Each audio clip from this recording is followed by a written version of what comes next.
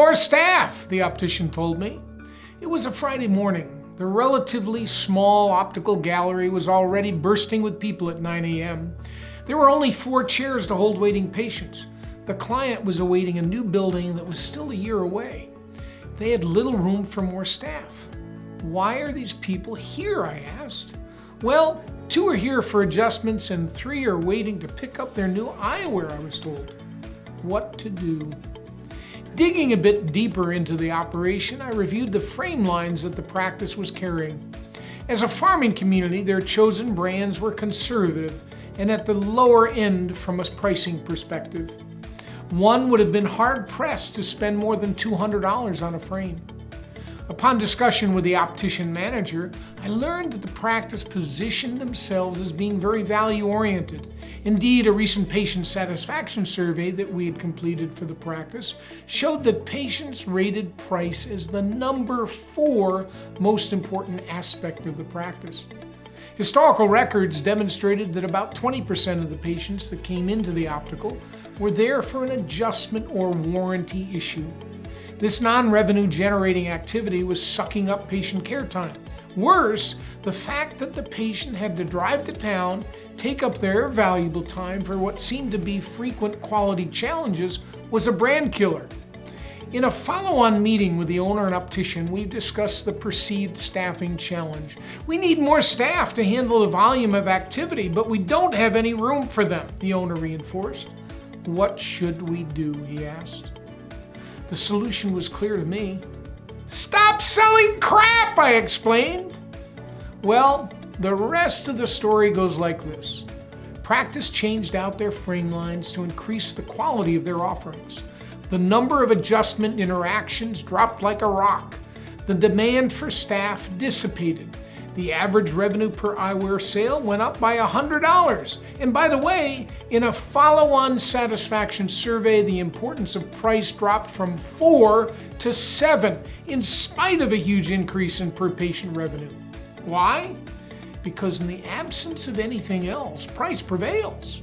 Situations like this occur daily in optometry land. Unfortunately, leaders often treat the management symptom, but not the strategic disease. The examples are many. Why is the phone ringing? Why are 10% of your claims being rejected? Why is John showing up late once a week? Why are you running 30 minutes behind by 11 a.m.? As CEO of your enterprise, unlike your role as an optometrist, your job isn't to come up with answers. It's to ask questions. Your strategic focus should be to get to the root cause of any issue. Your phone is ringing because your patients aren't informed of when they should expect their eyewear to be ready. Your claims are being rejected because your biller is new and hasn't had proper training. John is late once a week because he has to take his kid to daycare that doesn't open until its starting time. You run late because your EMR is slow, the result of running on old technology. Often, in our experience, strategic issues are dealt with tactically. You slap a Band-Aid on the issue, only to have it raise its ugly head later. Further, many practices are caught up in old methodology. As just one example, my guess is that a high number of practices call their patients when the patient's eyewear is ready for pickup. In a larger practice, that may be as many as 3,000 calls per year. If you consider that each call takes at least 5 minutes by the time one reviews the patient record, grabs the number, and makes the call, that's 15,000 minutes a year over 6 full work weeks telling patients what could be communicated at the point of sale. Mrs. Jones, our lab typically delivers eyewear in 7 business days. Of course, they deliver in 4 and you allow yourself some wiggle room. What day and time would be best for you to schedule your delivery and fitting?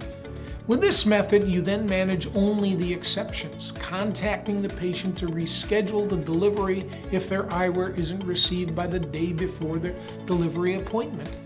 As a result, instead of investing time communicating to every single patient, your team calls what should be less than 5% of deliveries that don't arrive in time. Further, because if you're scheduling deliveries, your staff is better prepared to work with the patient and increase the value of the delivered product with a good fitting. Root cause analysis. As a leader, You must look for the question behind the question. Why is something happening? It should be a question that is explored at every one of your staff meetings.